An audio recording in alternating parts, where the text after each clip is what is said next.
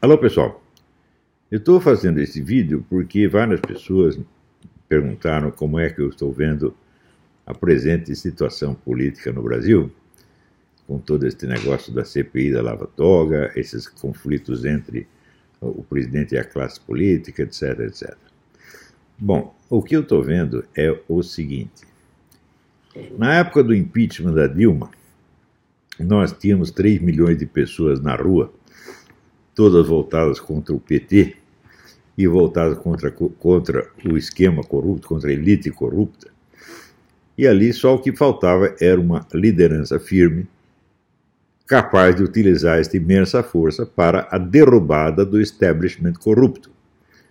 O pessoal não teve coragem de fazer isso, e em vez disso foram lá trocar tudo pela cabeça da Dilma. Foram lá para a classe política dizer: nós poupamos todos vocês se vocês nos entregarem a Dilma. Quem fez isso foi o pessoal do MBL, né? Uma situação revolucionária de você ter a massa na rua gritando, e você precisa ali de um Lenin, de um George Washington, de um tipo assim, e aparece o Kim Catacoquinho. Então, foi o que deu. Ora, depois que o pessoal então recuou e entregou tudo em troca da pura cabeça da Dilma, agora querem que o Bolsonaro enfrente sozinho a luta que eles não tiveram coragem de enfrentar.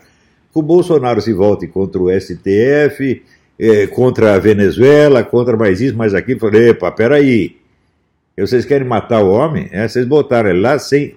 Não tem militância bolsonarista nenhuma pronta para defendê-lo, para dar respaldo a ele. Então vocês passam a responsabilidade de uma nação inteira para um único sujeito, para ele fazer tudo isso. Isso é absolutamente impossível. Então, o que tem de fazer agora não é ficar cobrando o Bolsonaro porque ele faça isso, mais aquilo outro. Não, você tem que se organizar para apoiá-lo, meu Deus do céu. Não é o que ele pode fazer por você, é o que você pode fazer por ele. A coisa mais urgente no Brasil é uma militância bolsonarista organizada. Note bem, eu não disse militância conservadora, nem militância liberal, nem coisa nenhuma. Eu falei militância bolsonarista. A política não é uma luta de ideias, não é uma luta entre ideias, é uma luta entre pessoas e grupos. Então você tem que saber, não o que abstratamente e genericamente você está apoiando, mas quem você está apoiando. Quem? A pessoa ou o grupo determinado. Tem que parar com esse negócio, vamos dizer, essas concepções ideológicas gerais que não levam a parte alguma. Você saber que você é conservador não quer dizer que você sabe o que você vai fazer no momento decisivo. O que você tem que saber é exatamente de que ação se trata, o que temos que fazer. Então, por exemplo, outro dia estava aí o pessoal querendo forçar o Ministério da Educação a distribuir as verbas para estados e municípios, em nome do quê? De um princípio federalista. Bonito! Só que é o seguinte, estados e municípios estão na mão do PT. Então, quer dizer, a teoria está certa, mas a situação está errada. E tem sido sempre esse o erro. Por isso que eu digo, não existe uma direita no Brasil, existem direitistas soltos. Não é isso? Uma direita, para se formar, teria que ter tido décadas de debates entre intelectuais altamente preparados, né, para limpar todas essas questões preliminarmente. E quando você passa para a ação, você sabe o que está fazendo. Mas o pessoal saltou direto para a ação. Quer dizer, leu lá o mínimo que você precisa saber para não ser um idiota, e no dia seguinte está querendo agir. Não dá para fazer isso, gente. Note bem, todos os movimentos políticos do mundo se formaram assim. Eu fiz uma vez um post dizendo que esses movimentos, eles seguem, existe uma espécie de um cronograma, várias etapas que têm que ser vencidas para chegar lá. Quer dizer, a primeira etapa é da discussão entre intelectuais. Os intelectuais não vão fazer nada, eles só vão ficar discutindo ideias para ver se entendem o que está acontecendo. Isso dura algumas décadas. Né? Na Rússia foi assim, na França foi assim, nos Estados Unidos foi assim. Né? E no Brasil o pessoal quer pular direto para a ação.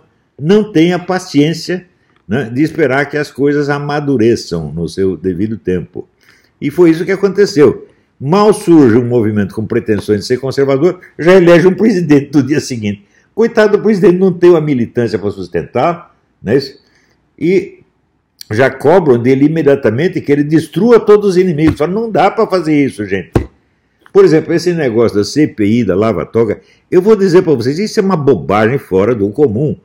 Ontem mesmo saiu um post do Ailton Benedito explicando isso aí. Falou: olha, tem uma imensa jurisprudência no STF dizendo que decisões judiciais não são objeto de CPI. Ponto final. Quer dizer, quantos ministros do STF vocês vão conseguir levar para depor numa CPI? Nenhum. Quer dizer, isso não vai adiantar nada. Agora, por que o Flávio Bolsonaro não apoiou a CPI da Lava Jato? Agora ele virou um bandido, um criminoso. Né? Quer dizer, o que é isto? Quer dizer, tudo isso aí são símbolos de posições políticas, não são atitudes concretas. Né? Muito mais importante do que lavatório. Gente, claro, existe uma elite política corrupta, sem dúvida. Porém, quem foi que criou essa campanha internacional contra o Bolsonaro? Foi a elite política corrupta? Não, meu filho, foram os petistas. Petistas e pissolistas, sobretudo jornalistas. A classe jornalística é um grande inimigo do Brasil, porque ela está identificada com o Foro de São Paulo, trabalha para o Foro de São Paulo. Quem é que tem o contato com os jornalistas do mundo inteiro? Os jornalistas do Brasil. Não foi o Toffoli, não foi o Gilmar Mendes, não foi o pessoal do STF, não foi o Nhonho, né? Não foi o Santos Cruz. Não, foram os jornalistas, meu Deus do céu. Então, a coisa mais urgente desde o primeiro dia, é a CPI do Foro de São Paulo, porque até hoje não circula informação correta sobre o Foro de São Paulo. O pessoal não tem ideia da medida do problema. Né? São tão imbecis que eles acham o seguinte: o Foro de São Paulo são só as assembleias. Então você vai lá ver aqueles velhos discutindo besteira na Assembleia e diz, isso aí não é nada. Quando o próprio Lula já declarou duas vezes que o importante no Foro de São Paulo não são as assembleias, são os encontros discretos ou secretos entre governantes, entre grandes líderes. Isso é que importa, e é dali que saem as decisões. O próprio Lula disse isso. Ele ia lá, participava da Assembleia. Lula nunca ligou muito para a Assembleia, embora ele fosse o presidente da Assembleia do Foro. O que importava era a conversa dele em particular com o Manuel Marulanda, com o Chaves, etc. Então, o Foro é o centro do poder latino-americano, gente. Não é um STF. Pô, vocês estão loucos. Então, vocês querem, assim, atacar uma elite que não é sequer esquerdista, é apenas corrupta. Por quê? Porque a esquerda já atacou essa elite antigamente. Ela ora ataca, ora se alia, tá certo? Então, a direita nacional continua sendo pautada pela esquerda, meu Deus do céu. Vamos combater a corrupção. Não, vamos combater o comunismo primeiro, seus idiotas. Não entenderam ainda? Quer dizer, o problema no Brasil não é a corrupção, é o Foro de São Paulo.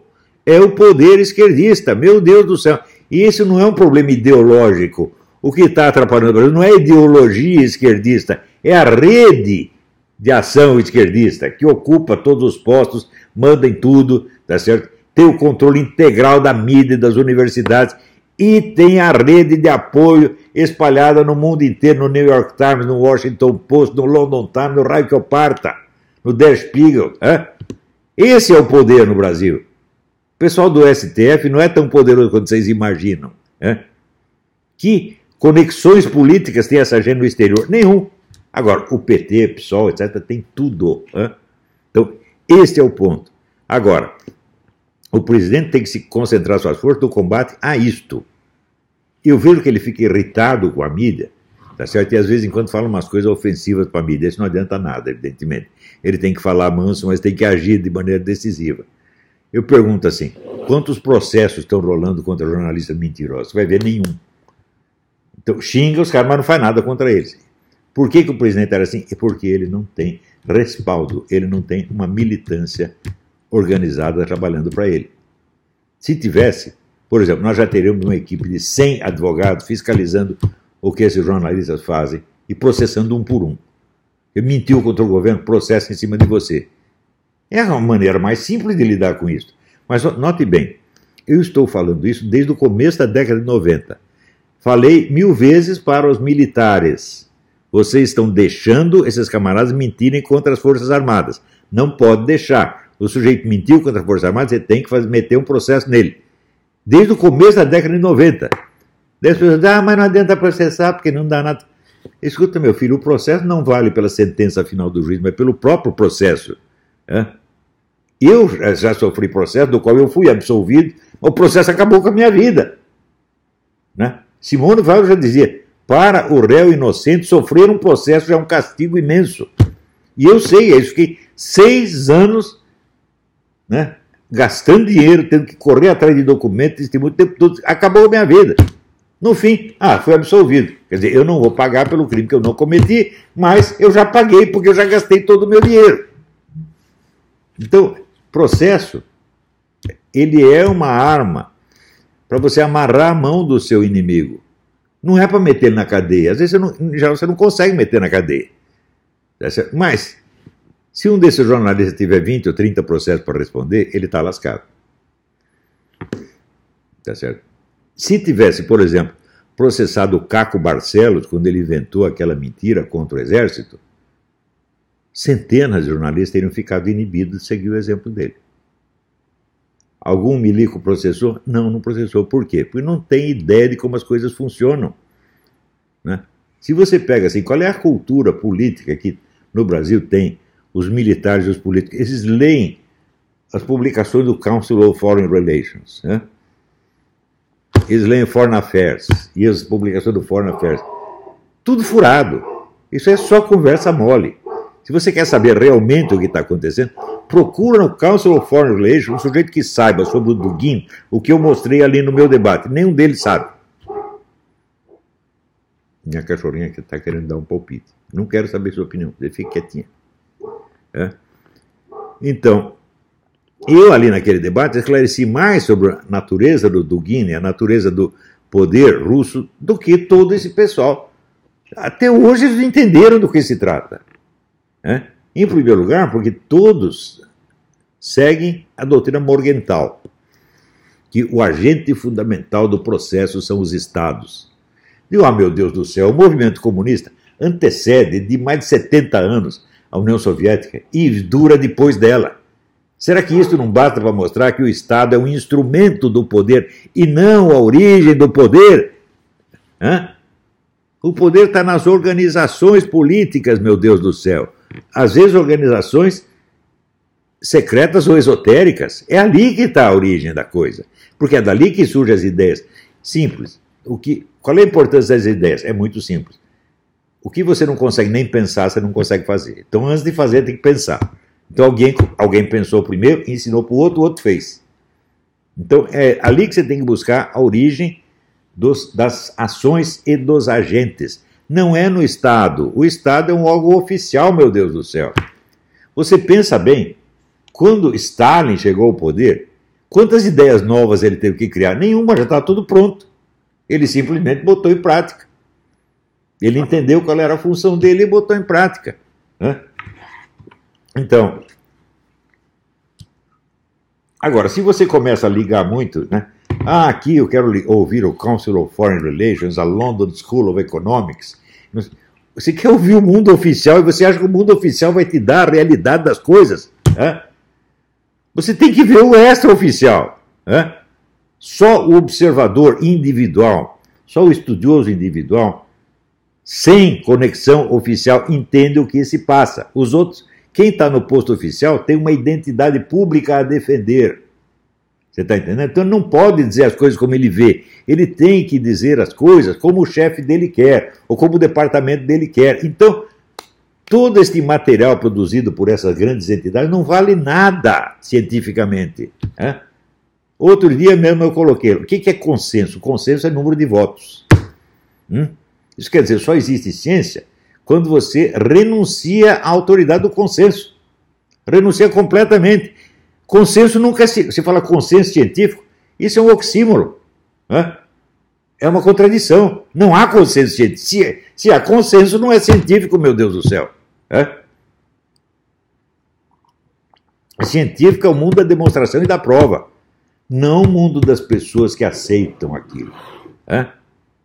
Então, veja, a coisa mais urgente no Brasil, vocês têm que criar uma militância bolsonarista agora. Não é conservadora, não é liberal, não é cristã, não é pró-família. Não! Você tem que apoiar o chefe, não é apoiar a ideia. Porque se você apoia a ideia, você está toda hora divergindo. Dentro do mundo conservador, você pega um universo de ideias conservador, pode haver 1000 divergências ali dentro. Tá certo? Então, hora você está a favor de um, hora você está a favor de outro, e você se divide.